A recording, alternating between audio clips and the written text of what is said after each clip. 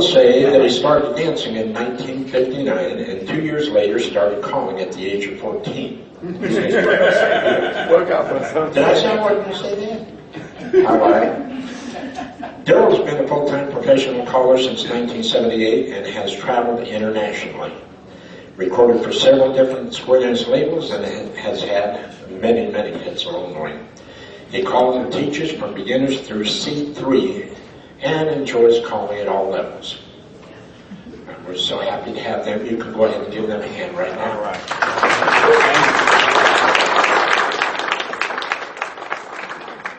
I'm Daryl Clendenin. My first square dance singing call that I ever called was when I was in college, about 1961. I had no idea that there was an activity outside of college until 1967 when the wife and I started dancing. And I started doing singing calls. I never figured that I was a caller until I'd gone through the Northwest Callers Association Caller School in 1969. From that point on, I've been calling and teaching and traveling and doing everything everybody else does. I was lucky enough to have gone through in 1969 when Jay King had written his book on mental image calling. And I believe I was the only one in our whole area that had any idea of how to do it. So the other callers were asking me how I did that. Started me teaching callers. I've been teaching callers ever since. Lucky, just lucky all the way around.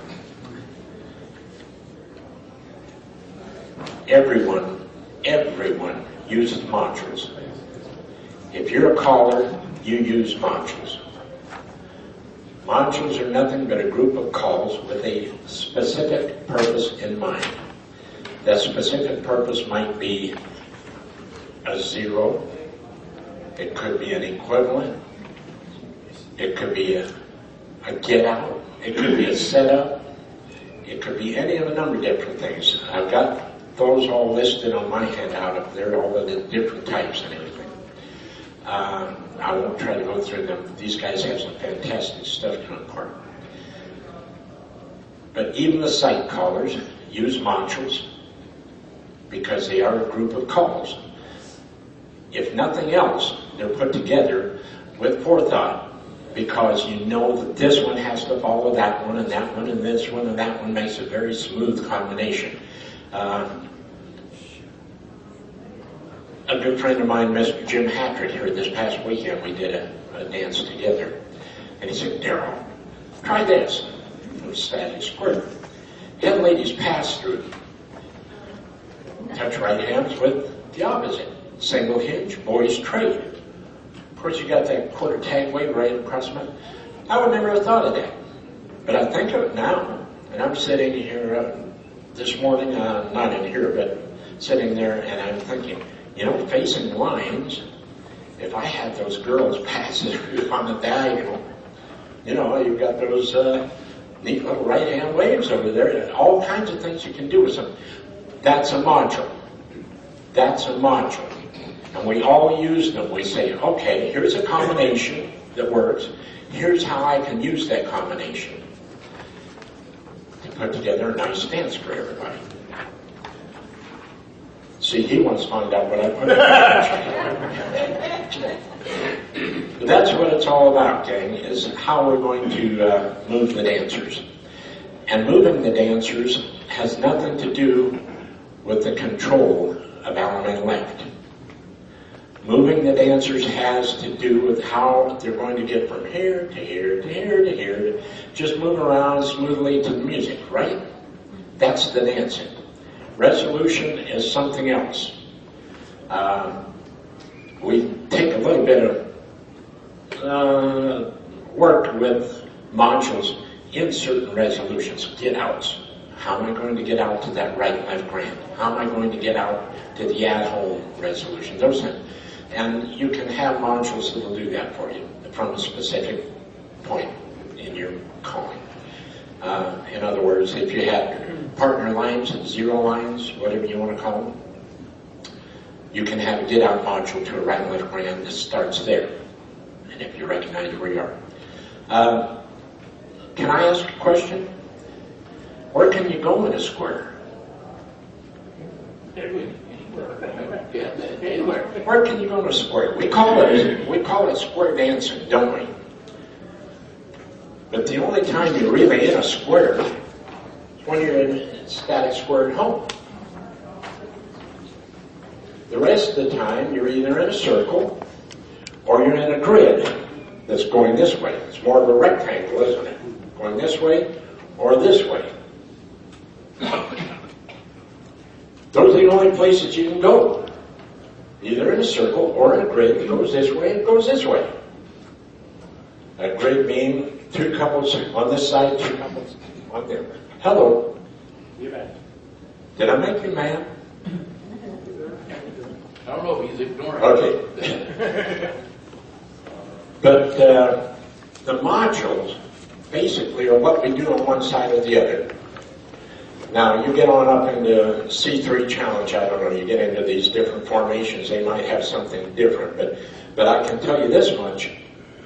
If you're going to get back to an Allemande left, you're going to do it in that grid. Now, notice I didn't say call the Allemande left, I said do it. You only have two formations other than circles, circle left, Allemande left. And that would include stars, because they're circles, aren't they? You only have two Allemande lefts. One of them is going to be in a trade by formation, the other is going to be in an 8-chain through formation. Somebody's going to say, no, you can do it lines facing out, like in a 0 box or 8-chain through corner box. We got so many different terms for these things right now. Do a slide through square through 3, you're facing out the lines. Can you call an Allemande left? Yes. You can call an Allemande left, but the minute you call it, they do this. Turn right into that 8-chain through formation.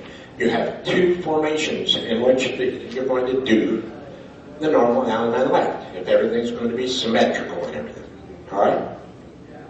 So everything is based on dancing two couples here or two couples here. End of story. That and moving them back and forth across. Changing the direction of the grid. Your invert and rotate module does nothing but change the direction of the grid. Right? So, with that in mind, if you can come up with modules that you can dance on either side, keep the dancers flowing, that's what it's all about. And we all do that. That's exactly what we do. We say, okay, I'm going to have heads lead right, veer left, bend the line, slide through. I know where I'm at. I've got a grid. I'm going to change it to lines, but before you get back to an Allemande left, you're going to be back in a grid. So, with that said, I'm going to turn this over to these guys because I've said my piece. And Henry is anxious to get on with his. We'll have questions and answers later. Not right now. Henry, you ready? Good afternoon. Good afternoon.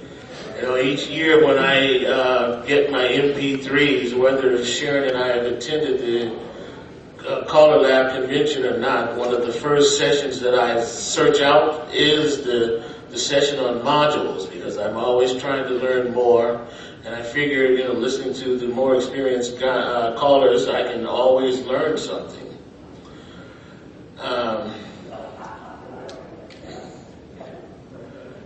When the home office first called me or contacted me about being on this session, my first thought was, why me? and believe me, that was not modesty that I was asking myself this question. I was wondering, you know, what it was that I could contribute to this topic. And then they mentioned that, well, they wanted to see your unique perspective, and I thought, well, I guess now what I'm doing is somewhat different than most other callers do.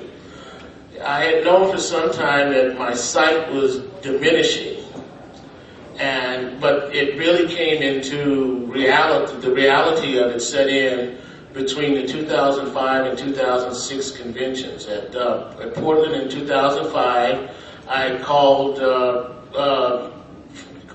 extemporaneously, mainstream plus, even some advanced. I was also able to read my advanced and challenged material. By 2006 in San Antonio, it was difficult to read the material. It was becoming more and more difficult. And then I really realized what was happening when I went on stage in the large plus hall to do a tip, and as the MC was introducing me, I looked up at the floor and I realized that I was only seeing maybe the first 2 or 3 rows of squares, and maybe 2 or 3 squares in each row. I was not seeing the entire room. I couldn't see past the halfway point. It was just like I was looking into a fog, and I knew that my sight was getting worse and that I was going to either have to stop calling or I was going to have to come up with a method to allow me to do this. One of the things I had started researching was the one that Gerald just mentioned, mental imaging. I was researching that, but by this point, it was even hard to read this. The material in the book that I had was much smaller than my sequences that I had printed out from my computer. So that was making it more difficult. And by the same time, I started working on my memorizing sequences. When I had gone through caller school with Lee Schmidt, Mike Seastrom was one of the callers who came and spoke to us. And he really emphasized using memory. Every caller, like Daryl was saying, every caller uses memory. Even if you're calling extemporaneous, you're going to use modules, which means that you're using some form of memory. And so it just led me to start putting sequences together. And if you look at my handout, the sequence number A, or sequence A, letter A, is one of the first sequences I put together, and this is one that I had started putting together even before my sight was becoming a problem. And what I do with this in this sequence, when I start putting together a sequence, I decide on a get in destination. It can be to the corner line, it can be a quarter tag or whatever. I try to vary it. Try to use ones. I don't even decide the exact get in. If I'm going to go to the corner box, I may start with the square through 4, but sometimes I'll even change that and use an equivalent for it. Once I'm in the corner box, now I start working on the body of the sequence, moving dancers around. All the while I'm repeating it over and over, and I'm starting to memorize the sequence as I'm doing it. I reach a point where I'm ready to get to do my get out, and I look at the setup and see where the dancers are. I look at my formation, my faster, and I decide. So if you have the handouts in your hand, if you look at line 19 of the Two Ladies Chain, from that point, because I started with the head couples, my formation is lines facing, and they are looking at the head walls. I have couple number 4 to the left of the caller, with the backs to the caller, in the line to the back to the caller on the left, and to the right of them is boy number 3 and girl number 1. Well, if you realize this, everybody is actually looking at their corners. If they're facing their corners. And the easy get out that I chose for this was a pass through, wheel and deal, centers pass through to the element left. And then I do the right and left grand, and I started playing with this sequence and started memorizing it more and more. Eventually I realized that my right and left grand was putting the dancers at 3/4 of the way away from home. That's a long promenade. You might get away with this once or twice at a dance, but to do this all night, you are going to send your dancers home very tired, and I figured this out. So what I did is then I decided to modify it. After the first pass through, I did a bend the line, which is changing down the quadrant for the element left. Pass through, wheel and deal, instead of the center's pass through, it's a square through 3. The element left, and then the right and left grand puts the dancers right at home with no promenade. Or another example, that was example B that I put there. And the one that I didn't include is just to drop the right and left grand, and after the element left, they've only got a quarter of the way promenade. So this is one of the processes that I go to. And like I said, while I'm doing, while I'm putting this together, I'm repeating it over and over. I'll generally start with the number 1 man, do the number 1 lady, then go to the number 4 lady, the number 4 man. And I generally am able now, especially since I've been doing this for a while, once I stop the dances, I can remember pretty easily where I stopped it. And then I decide what I want to do. Now, if you look at this sequence, it may seem like a long sequence, and it does. It started out, it had 25 lines in it. And with the first modification, it gave me 27 lines. This is okay to do on occasionally in my dance when I'm calling by myself. But if I were doing a guest tip with another caller or sharing a tip with the caller, this is too long to have somebody else standing while I'm working my way through this sequence. So I decided to start modifying it. If you look at examples C, D, and E, you'll see that I've modified it using basic, mainstream, and plus. And all of a sudden now, my material, without even coming up with a new sequence, is starting to grow. I've got all this in my memory bank. If you ever wondered about singing call figures are actually modules. They just like any other modules, they take you from a known setup to another known setup. So you can, when you get a new singing call, if it's an unfamiliar figure on it, you should get your checkers and practice it, because you want to familiarize yourself. Not only do you want to familiarize yourself with it, you want to make sure that there are no mistakes. You have to remember we are all human, and between where the caller doing this, recording the song, and giving the information over to the person who is going to put it on paper, mistakes can be made. So you need to do this, and this is just another way of practicing your sequences. If you want to know if I still use the choreos, well, I very seldom these days use the plastic checkers, but I do what I call my virtual checkers. If you see me sitting at a table, reviewing, practicing, creating a new sequence, you'll see my finger moving around on the table as if I'm moving the dancers around. This is the way I often do it. Even if I'm not sitting at a table, you may see me doing it on my chest, because this helps me to identify where I'm going with it. Sharon, there was something I'm forgetting.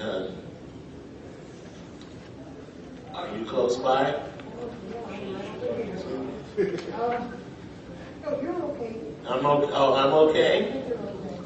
Okay. Well, I guess in conclusion to this whole process, the thing to do when you're creating modules is make sure that you write them down and keep them. You can always review them while between tips while you're calling. Something you want to do and you might have forgotten it.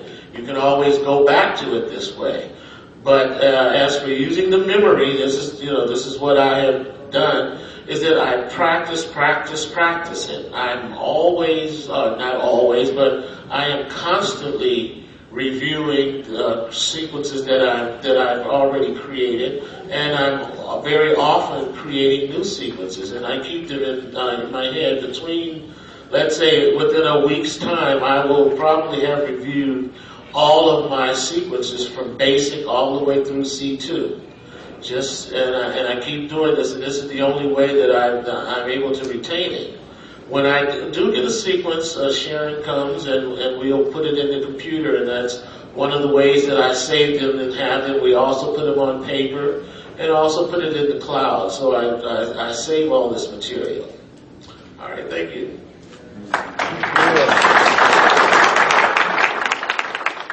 Before we go further, any specific for Henry. You need the mic. Hold on.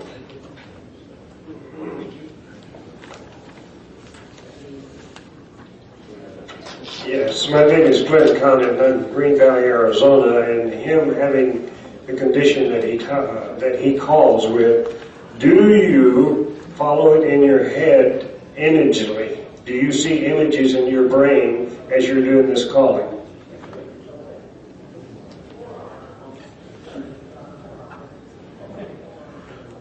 I generally do follow it in my head. More often I've practiced it so much that I know where it's going. Once I start learning it, once I've learned the sequence, I don't even put music on and practice it to music. I try to keep up with the timing. I have basically two timings in my head. I have the actual timing of the particular call, and I have the timing as to where I need to start delivering the next call. For instance, if I say a square through 4, well, that's from a static set.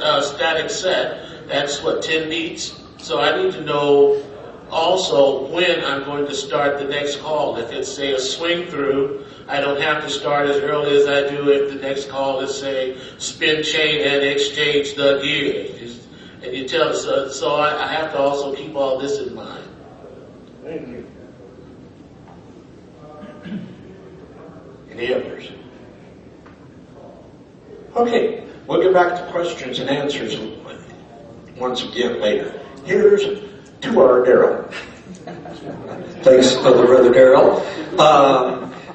It's nice to be here with these guys, and it's really great to see you guys out there. I sit here and I look out there in this audience, and I see a ton of calling experience, and it's really neat. In fact, I look back at the back, standing up back there is one of the guys who inspired me. Some of the very most in square dancing, and that's Mr. Lee Cottman back there. I tell you, just the thought of him standing back there and looking in on this sends chill bumps up my back. I was lucky when I grew up. We were on a farm, and we worked hard. And I always like to say we played hard. And Friday and Saturday night was our nights for square dancing. I grew up in it. And I was fortunate enough to grow up with C.O. Guest and Ray Smith. Those were our two main club callers in that era at our clubs. And C.O., if I know you knew C.O., in C.O.'s early years, he was legally blind. And so C.O. had to use a ton of mental image calling. And I guess I look back now and I think about it, and it was mental image, but more than that, it was module calling. I never really, I guess, realized it at the time. But as I grew up, C.O., one of the first things he made me do was to learn to call by mental image. And I look back and I thank him a gazillion times every year because I get into situations where I have to fall back on that. But as I call it mental image, it's really more probably module calling than it is mental image. I know what the module is going to do. Daryl made a comment actually I want to back up. At lunch, Randy, if you'll help me with this, Bauer made a comment. What was that? The way he said it, any figure worth calling is worth writing down. Something to that effect, wasn't it? And I thought, wow, that's really a powerful statement. And I just took the word figure and substituted module. Any module worth calling is worth writing down. If you don't document these modules, unfortunately, my memory is just not, I can't remember them. I think, gee, I used to do something really neat with that particular call, but now I don't remember what it was. So, if you have an idea, when you're working on your modules, always write them down. Keep a record of them. Try having some way of finding them away. I always considered myself a sight caller and a mental image caller. And then the more I thought about it here again, I thought, you know what, even though I consider myself a sight caller, I'm using modules. the setup that we use to get from our static square to, say, our zero box or to our zero line. They're modules, and we all have our favorite modules. And what I have found through the years is the more we can vary these, how boring is it? Every sequence, the caller, it says head square through 4. You know, you've got to have other methods of getting to that corner box. And modules is the way to do it. And it takes time to sit down sometimes and try to find different ways to get into them. And I've always tried to look at a sequence that I might like and use, and then start, just like Henry was talking about, chaining 2 ladies, how that changes the whole aspect of that sequence, or that module in that case. And I like to play games with myself when I'm calling. I know if I do this, this, and this, that's going to take me there. But what if I purposely start trying to, I'll just use the word, screw myself up while I'm calling. I'm going to throw something in here and then make myself work to get out of it. And more times than not, I'll find some little sharp module that does the trick. And I'm like, wow, I never would have thought of doing that had I not done this before. And so I always keep a pad on the calling stand, and as I run across something really neat, I'll write myself a note. I substituted this call for this, and it made me do this to get out of it. And I'll write that down. And I keep track of those. And I'll sit down at home lots of times and just play with the computer, trying to find different ways to get into it. Like Daryl said, every one of us uses modules. We've got our module to get us from our static square to either our zero line, say, or our zero box. We've got our modules that we use to move the dancers within that particular formation. And then we've got our module that we use to resolve the square. And like I said, the more I thought about it, I thought, no matter what I think to myself, I use modules. I rely on them all the time. We all do. And I don't think enough can be said for modular calling.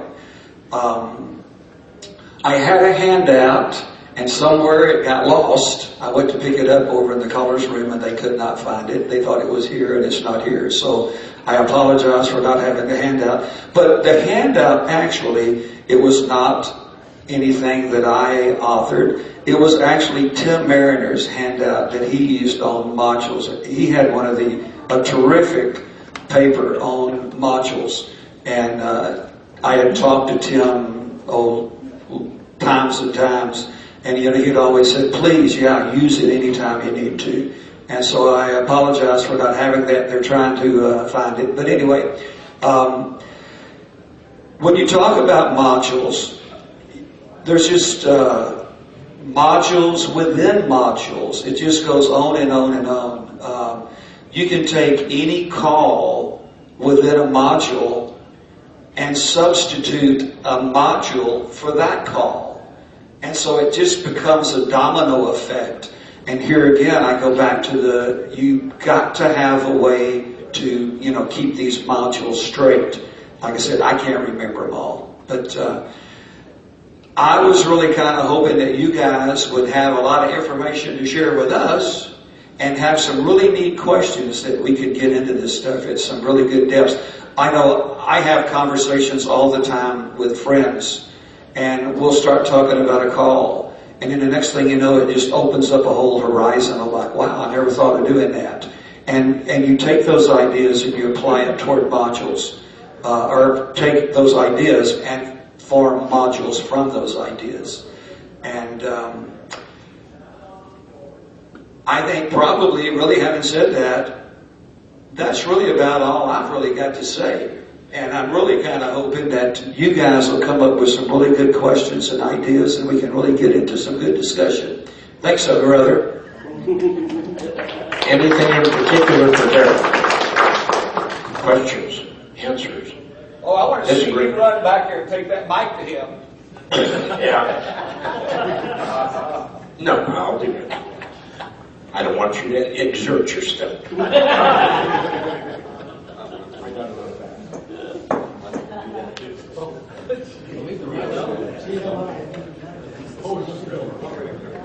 Hey, Daryl, I got I guess a kind of maybe a dumb question. What's your name? Oh, what is it? Oh, Elmer Sheffield.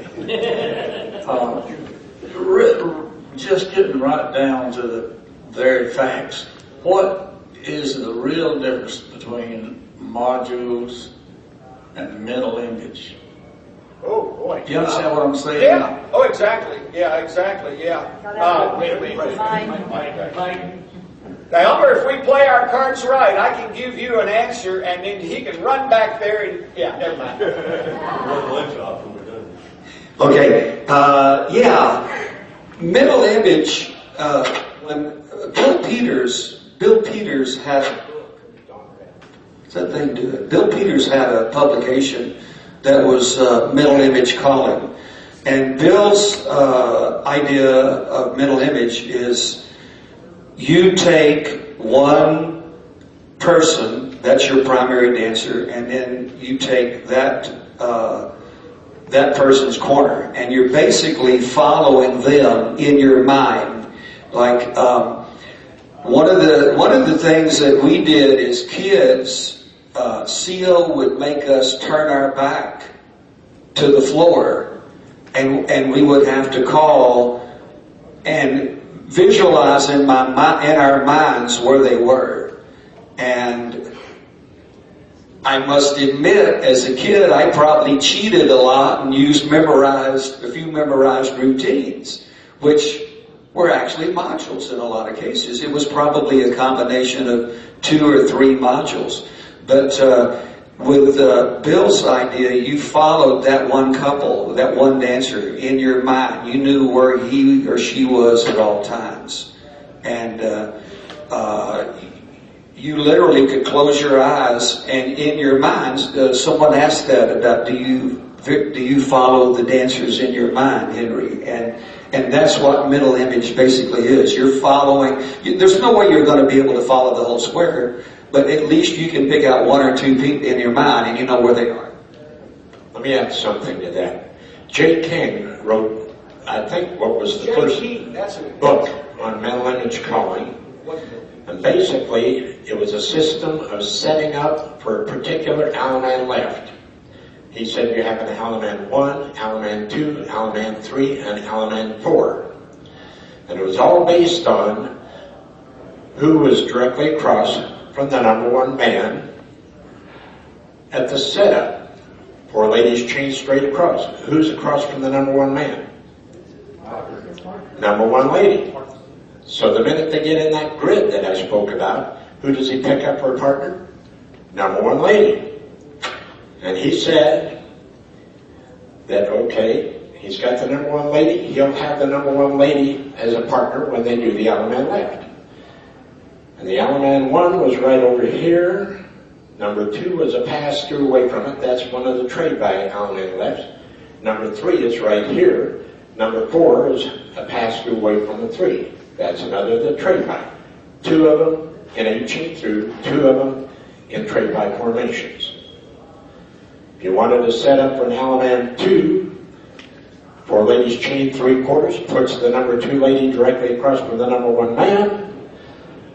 She's the one he picks up. The minute they get in the grid, you can take them over to the number 1 position, do a pass-through, you're going to have an Alaman left.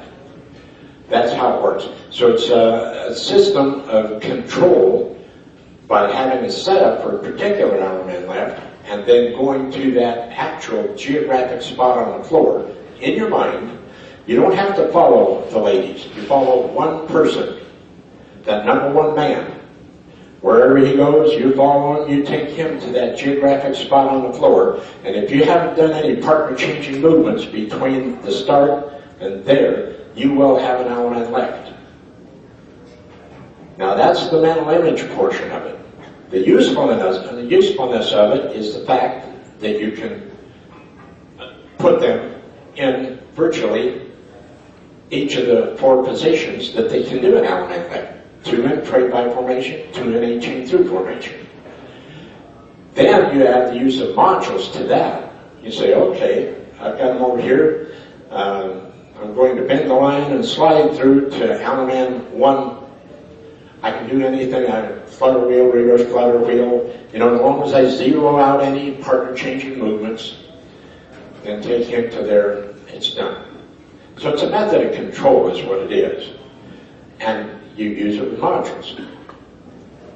Modules are everything we do. I don't care if you're writing it, sight resolving, it's going to be modules.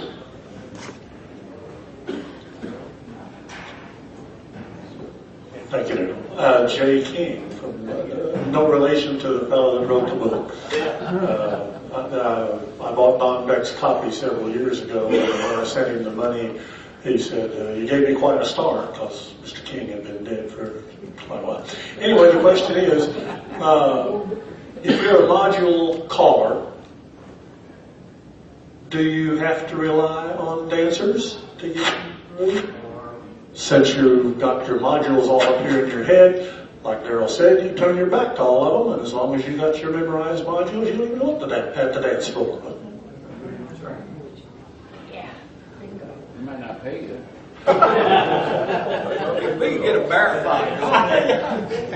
It's always got to be the last guy. Yeah, I know it. That's the way we rehearse this session. Yeah, Jay, basically, yeah. Burl Maine, I know a lot of you guys do Burl Maine.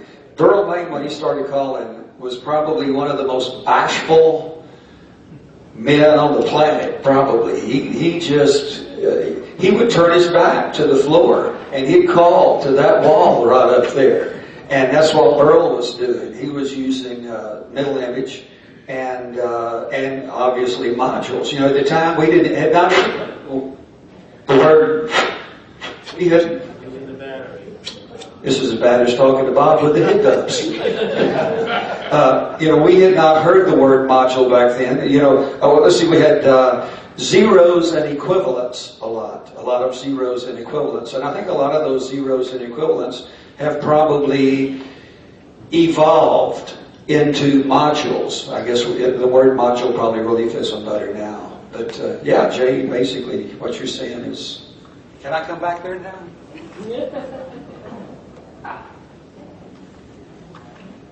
That's Jay again. So if you're calling using modules, then you're not particularly following the phaser of each call as you use it. It's something that you put here in memory. So, for instance, if you're in a box 1/4 wave and you call spin chain 2, boys run bend the line, do you know where you are? No, I meant at the end of that call, do you know where you are? Do you know who your partner is? Are you in sequence, out of sequence? Do you know what your phaser is at that point? No.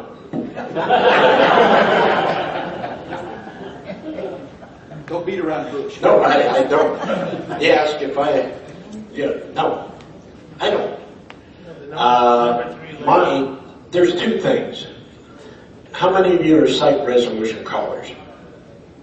Most of you. Do you use modules? Yes.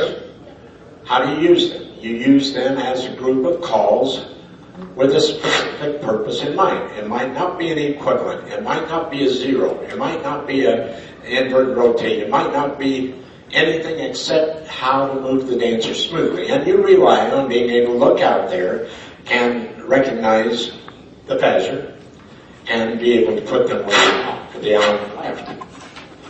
Well, these are microphones. But no, I wouldn't know. Where personally, I would take full advantage of this 2 places. One is in singing calls. You ever get a floor out there that just couldn't quite keep up with the figure that came with the record, or the figure that you decided to use for that record, and you need to do some adjustments? It has maybe, let's say, follow this in your head, if you would please.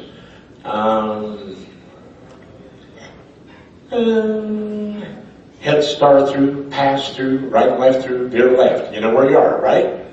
Yeah. Couples circulate.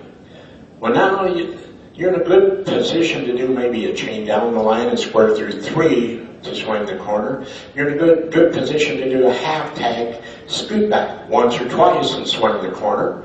You might be in a good position to do a half tag single hinge, boys trade twice and girls turn back and promenade. These are combinations of movements with a specific purpose in mind. That specific purpose is to take them from this one place, this one particular phaser, and get them to where they can swing the corner. And each one of those combinations takes a different amount of time to accomplish. A different amount of time. And are they zeros, equivalents? Not as I'm using them. They're a group of calls, and I know if I've got that particular phaser, and I've got very short time, I can do that half tag, swing the corner. I can do the half tag, scoot back, swing the corner. I've got all of these different things. I can, I don't know, chain down the line, pass the ocean, swing through twice, and swing the corner. These are all modules, is what they are, and they fit within what we do. Now, they fit within that same grid.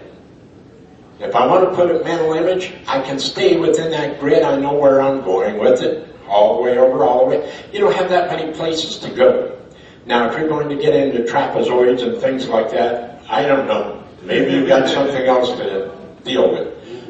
But I will tell you this, for most of the dancers that you're going to be calling to out there, they're going to be dancing in that grid. Control of Allen and left is one thing. The modules are there to move the dancers smoothly, interestingly, entertainingly, and have the advantage of being able to adjust to the timing that they need and be able to adjust to their dance level. So, I know I'm hogging the mic, sorry. No, that's... Question? Henry? Charlie, here, let me... Oh, Charlie's got a question. Sorry, Henry. Do you have something to add? Go ahead. No, go ahead. You were going to follow up on what he said. Charlie, please had a question. Okay. Well, I think before when he asked with that sequence of spin chain through what boys run, bend the line, and who is that boy with? He's with girl number 3, I believe. I believe everybody. If you're starting from a zero wave, everybody's with their opposites.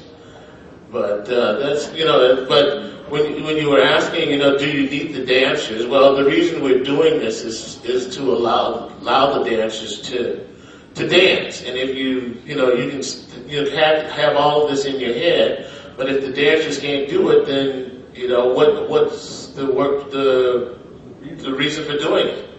Even though you can call without looking at the dancers, you still want them to be able to dance the material. I was going to say something, but old age has stepped in, and I forgot what it was, so I'll... Yeah. Thank you, Daryl. I'm Charlie Robertson from California. Mine's more of a comment than it is a question. One of the reasons I use modules, or one of the applications for modules, is for get-outs. And I don't think that's uncommon. I don't think what I'm going to say is uncommon either. If you've ever been calling, you extemporaneously, and all of a sudden, boom, there's a get out there, and you go, wow, that was cool. How did I do that? And so what I use modules for is I'll kind of reverse engineer that get out back to a known position or a phaser, and then be able to write it down and use it going forward. Because every once in a while, like I said, one will just pop up, you see it, and you go, oh God, here you go.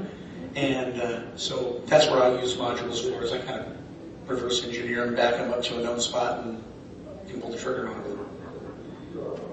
You triggered a thought when you said that. I used to find myself a lot of times writing in reverse.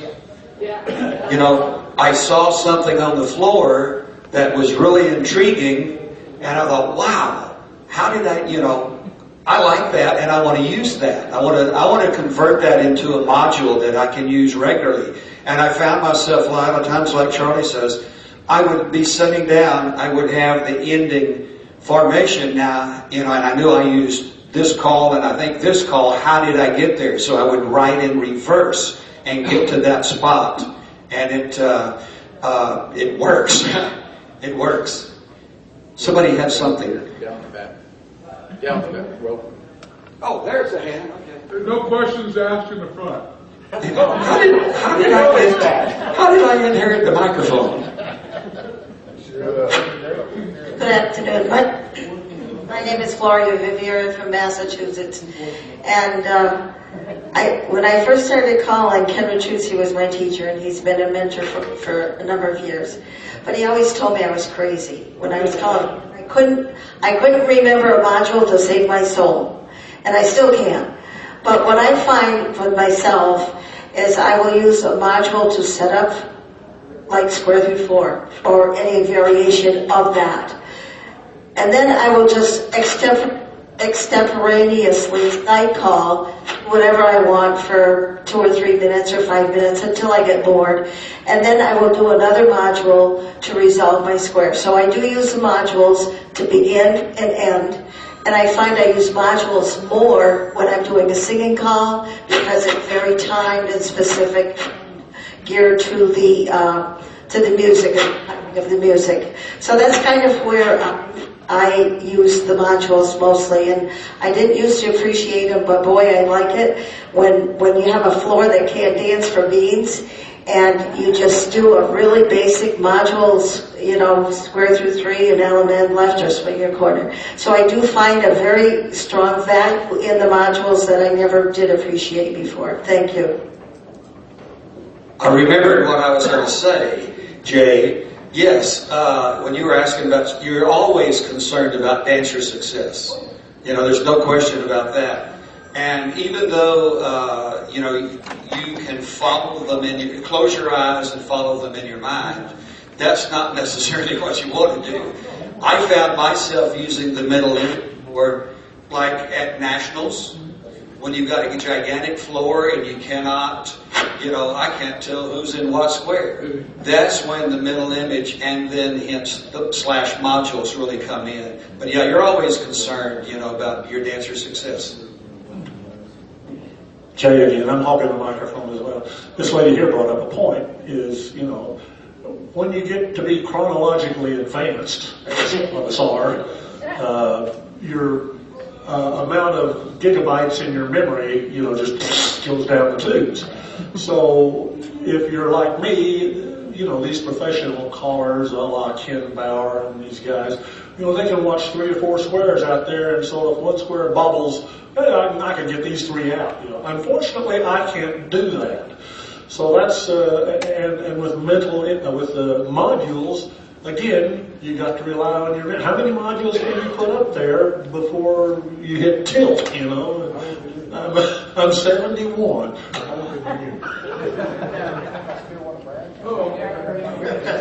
All right, recap it. how old are you? 83. Let me tell you something. You can try to remember so many modules, but when I get up to call, I write down partners and corners in about 2 or 3 squares. And I'm not ashamed or embarrassed to do that. And whenever I see a floor with a bunch of squares, I write down this square, and one at the back, so I can scan the whole floor. And, as far as modules, you're trying to remember so many things. Remember when you said, and he gave you a question, where your corner is? I didn't know either. And I'm a good psycho. Yeah. But whatever the case is. But sometimes you try to overplay things, If the heads pair off, if you don't know what that is, the heads come in the facial corners. You just work things right over here. And you can call 2 tips right here with partners and corners. If you get tired of doing it after the head square through 4, or doing things right here with your corners, you can pass through, turn back, touch a quarter, boys run. You can do a whole bunch of things right here. If you come to my clinic tomorrow, I'll tell you what they are. But whatever the case is, if some of the things that you had said, do you know how to do a spin chain through, and if somebody circulates here, do you know where you are, whatever the case is? Some of those things are memorized. Okay, but that's a restricted setup for you. You probably memorize a lot of those things. Suppose I had you circulate once and a half. Well, what the heck are you going to do then? What's the get out? Do you have any? There are some that you could have that are really not hard, that I can show you how to get at them. But whether you can circulate twice, suppose you had them turn back and circulate once. There's a get out. But it's not something you would memorize, but you can get them out just by watching them. There are lots of things you can do just by watching them, without having to memorize them. There are a lot of things that you'll call that you memorize. I'll bet if you just called a swing through and the boys run and you had a cough, you had to have a drink, 90% of the dancers would automatically Ferris wheel past you. So this is a tough activity to learn how to do. Very hard. I'll probably say the same thing at my clinic tomorrow. You see what I'm talking about. Not easy to learn. It took me about 10 years to learn how to start. Can I say something? You know, when Lee made that comment about not being writing corners down, I found myself, I could look out on the floor and get it, okay, there's one, I got him. Start calling. Forgot. Yeah. Well, now wasn't so much that, I forgot who was who. So I find myself now, I write down my corner, and if I write, and I'll always do at least 3, just like Lee said, here, and hopefully back there. If I write them down, I never have to look down to refresh my memory. I got it then. But if I don't write them down, I forget. You know, that's how bad the mind, it gets so boggled. So boggled. Unless you have a guy like this who can remember 4 squares. Big Cedar, California. Lee here is like one of my all-time favorite mentor guys. He brought me out to Paramus when I was just a wee, teenager or 20-year-old, beginning caller. And, back then when I was a beginning caller, I was reading everything and, nervous, and I'm calling with this wonderful, guy that I've heard forever on tapes. And I wanted to comment because he said, he caught me looking at just one square, the front square right in front of me. I was doing all my timing, all my calling with him. He says, look around, pick another square. So pick a square here, pick a square there, just like what he said. And write down the corners. And so what I do nowadays is I will call a short little sequence to one square, get the corners in my mind, then go look at another square, call the next sequence kind of to them. And then a third, pretty short sequence to another square. So they're all in my mind. And then, if one of those squares breaks down, if you look at the whole floor as a unit, cohesive moving. And so one of those squares breaks down, there's a little glitch here. You just cut them out of your sight, you start looking at the other ones and resolve them. Hold on, old age is setting in again.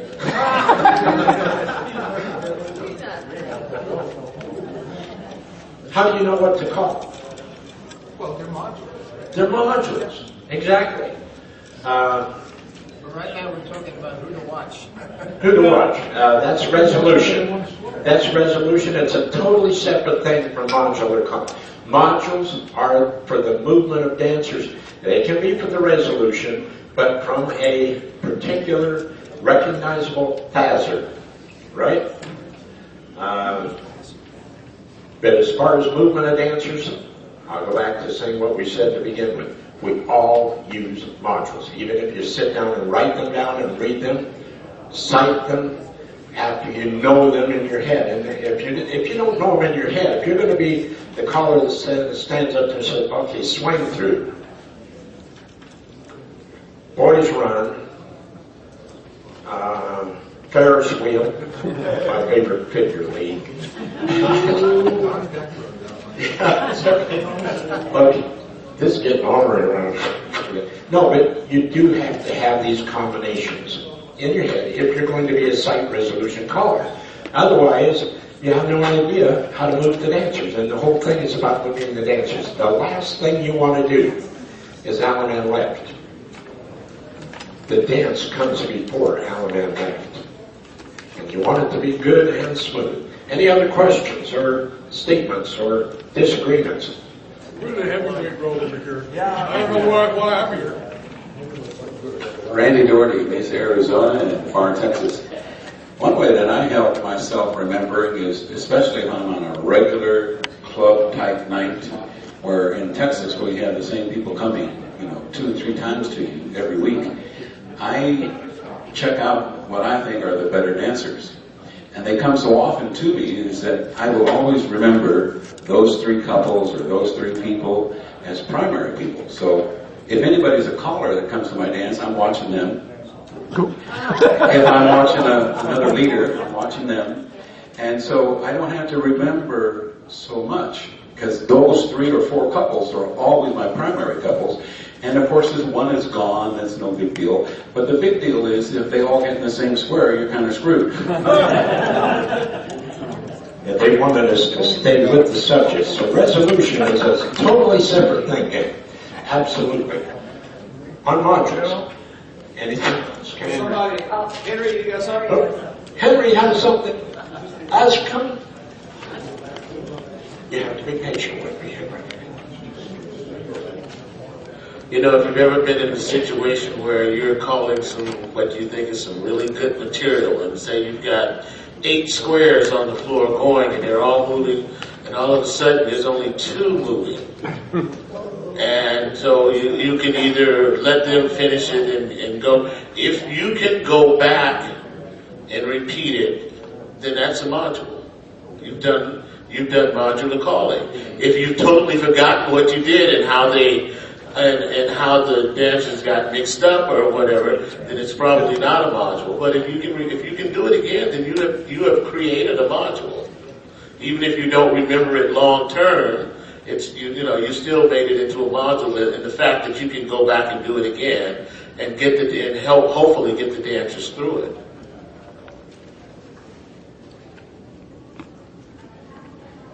You're being very quiet. Yeah, you come up here. Rick Utter from Northern Idaho. I don't know how many of you have seen this before, but years ago with Bill Peters, we did a little thing with the cubes, and you take and you make yourself at least 3 cubes. And for right modules, this is really handy. The first cube, you put a get in, like, head square through 4 to a 0 box or something. And you can have 6 of them on that cube. The center cube, you stack these cubes. The center cube, you do zeros or equivalents, and then the top cube, do your get out. And you can do it for 0 boxes, or you can change it, have 0 lines. But then you can just kind of roll the dice, stack the cubes, write your module. And then it's a lot of fun if you work with newer callers and do that. It teaches them how to write modules without having to strain their brain too much. CALLERLAB had a booklet, a little notebook. Years ago you could get.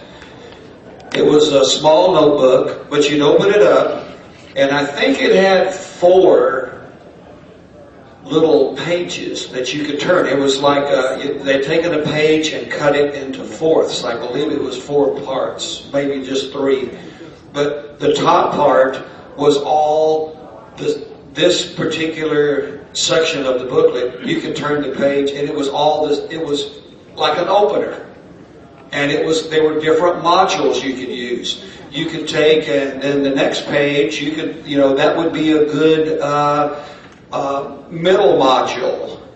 And then, obviously they had an ending module in there, but you could sit there like the cube thing. You could sit there and thumb through the different pages and put any order and that page all the way down. That would be a complete sequence, and it was nothing but modules. Next. Anybody? I'm going to start talking if you don't ask. Your stop book is still available? I'm sorry. You always mentioned one of the greatest modules got the chicken plucker routine. Midwestern from Minneapolis. What chicken plucker routine? I don't call it that because we've updated it. Okay. I call it basic traffic pattern because we do a pass-through trade by mostly instead of the dive-through pass-through. And because to me, that movement of dancers right there is the basis. Now, you get into the advanced challenge and all of that. might change. But for your average dancer, club dancers, what they're going to be doing is be working across that grid. Basically, that's all it is, isn't it? They'll be dancing two couples on that side, you move somebody across, dance two couples on this side, take grid, change it, do the same thing there, end the story. Like I said earlier, there's very few places you can go with your standard symmetric choreography that isn't going to be fitting into that. So the big trick for you is to find out what you can do on either side of that to keep it fun and interesting, and figure out how you're going to move them back and forth across. Circulates or pass-through trade-bys, or veer left, couple circulate, wheel and deal, all of those different things. Now, within that basic traffic pattern, you have 32 possible configurations, two couple configurations faster, all right? Kip Garvey is just releasing a book. Darn things about that thick. I haven't had a chance to read it yet, but he goes through all of this quite nicely. And just for resource, might not be a bad idea to look that up. The one thing that we haven't said much about is how to create a module. I will tell you this. Two couples, I don't care on either side, two normal facing couples, you want a zero back to say a zero box. 1, 2, or 3 movements. One of those movements is going to turn your couples 180 degrees. What'll do that? A right and left through? Sure, well. Another one is going to turn your people 90 degrees. What'll do that? Star through. The other is going to do a partner change. What? Two ladies chain. Or movements, it doesn't have to be a two ladies chain, it can be a recycle, it can be a flutter wheel, it can be any partner changing movement. And that goes for the other two, the right and left through. You can circle forward halfway, you can zero box, touch a quarter, scoot back, boys run, slide through. You've got all of these modular type combinations that do those things. But with those 3 movements, normal facing couples, you can put them in any other of those 32 possible combinations. 3 tools, 180 degree tool, 90 degree tool, and partner changing tool. You can do anything that you want out there. I think our time is, what is it? Not run out, hasn't it? 5 minutes. 5 minutes? Okay, we've got 5 minutes to sing. Here we go. Jay King, and you were talking about Jay King's method of call. One of the things in there is, I just reread the book not too long ago, I read it years ago. Every time I go through it, you pick something else up. But for instance, if you're in a box 1-4 and you do a right and left through, and then you dive through, the number 1 man you're following, who's he looking at in the middle? Are you with me? Box 1-4, right and left through, dive through, or pass, dive through. He's looking at his original partner, number 1 lady. So if the center's pass through, split the outside to round 1 to make a line. Who's straight across from him in the line? His partner. So when you pick her up, you got to go to the number 1 position for the Alaman, which is down at the far end. So you'd have to do something like star through, California twirl, pass through, trade by, and right and left through. I thought that was cool.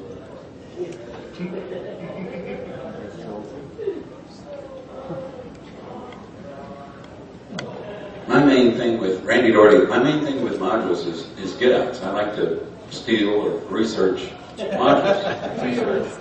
And I kind of like, if we got enough time, I'd like to go down this row and have each one of these guys give us their get-out from wherever it is, the setup, and a get-out. Mine would be from zero line, left square through, Alaman left.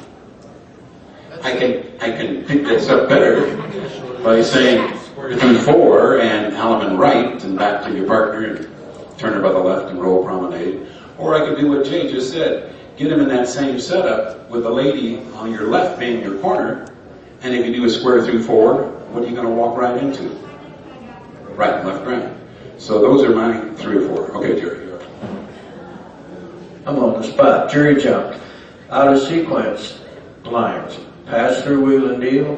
Centers go do to a wave. Ladies trade. Those 2 boys run. Those 2 boys trade. All the boys shake right hands. Alaman left. This is Vic Cedar. I didn't catch all that. He's on tape. I mean, when I'm doing stuff, I've got all sorts of modules up there. The one that came to mind earlier when you talked about the spin chain through from a 0 boxes, the spin chain through, girls circulate 2, do right, left, grand. Oh, gosh. You don't use much. Heads pair off, slide through, roll away, square through 4 to a right, left, grand. He said down this road. Jerry King. From a right-hand lady line, which you know how to set that up, right? Head, star through, pass through, right and left through. And you do a star through, then you're in a right-hand lady in sequence line, all right? Touch a quarter, girl run, pass through, right and left grand, on the 3rd hand, promenade home. Yes.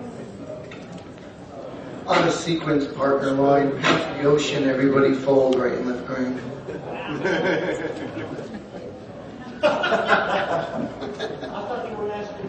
I was going to criticize. All righty, I think our time is running down. Thank you so much for being here.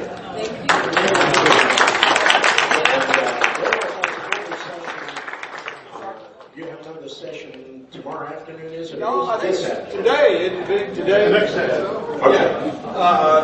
Dana had called me and asked me, he said, I know you use modules a lot. He said, I know you have your way of organizing them. And he said, I've seen you in action, and I would like you to show me how to do that. And so Vic and I are going to do a session. Is it the next session? Well, I think Kachina A, and it's all managing modules, you know, different ways of managing them. I think that Kachina A is across the complex, I believe, yeah. So,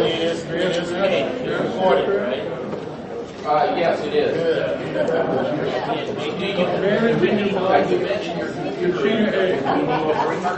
oh, not particularly, no, not particularly. We just, I don't even know how that got, I haven't seen any of that. Hey, Dan, I know that if you have any further questions, either one of these 2 fellows will be very, very happy to pass it on to you. So I didn't know. Thank you.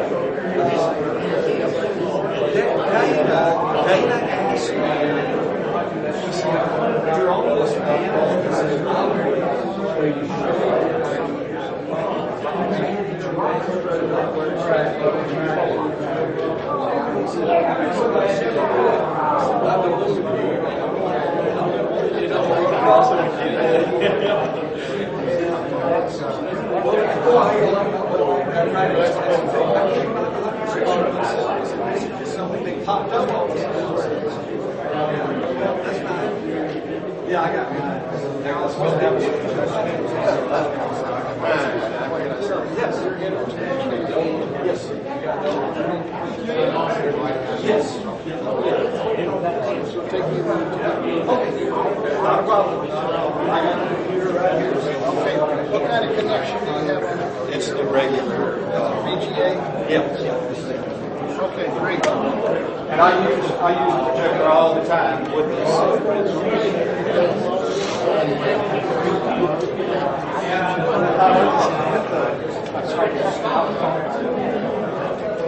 All right.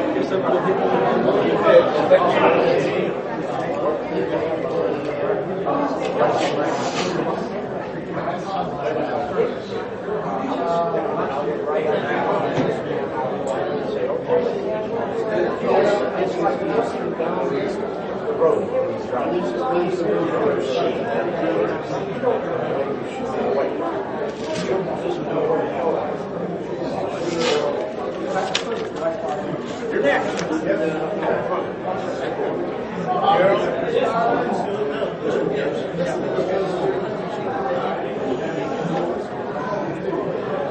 you doing?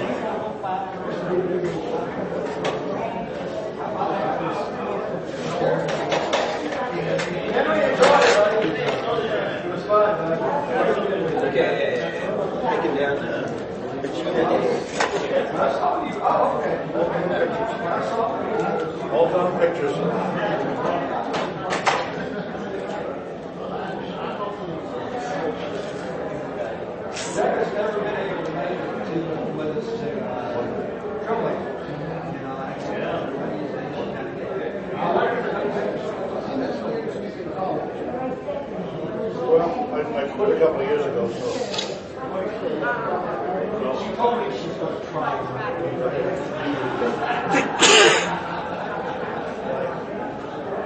Started in 1947. 70 years ago.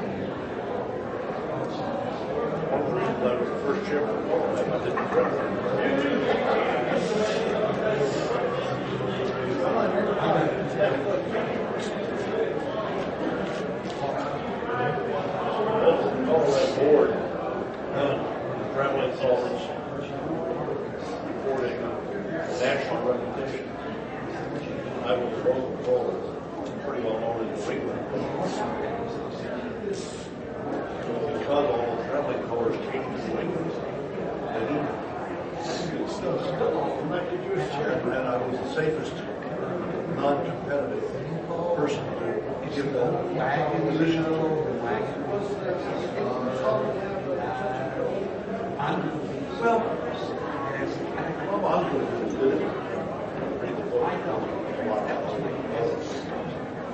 It was touch and go because it was a bunch of superstars, individuals, didn't want to be responsible for anybody. They want to do it their way. But I told him he was able to persuade some benefit in having consistency in the way we do it. His vision for that was critical organization of a lot of churches. When I first started dancing with Tom Collar, we're talking.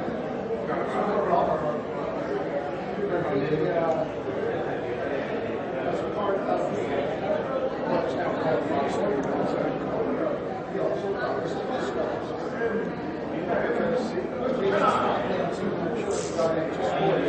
Wasn't it across that? Wasn't it across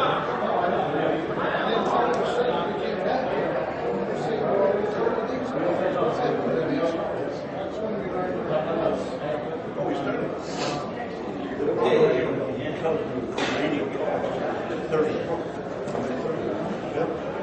The health services, the health services, for the information website, routinely, one of the issue of the note service is listed at least 20 new quotes. I put out a sheet of paper at my weekly club and asked the dancers as they came in to write down any call that they said or that they had experience getting past me. And I routinely got come back every month. That's why we had a big issue that we didn't get a handle on it. Husband began to try to get a handle on it in 69.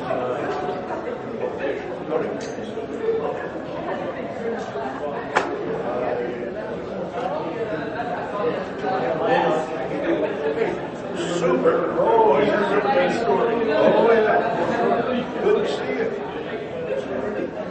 You know that particular story going back in its family? Everything was like 6 times. We never lost it. There was stuff in the basement.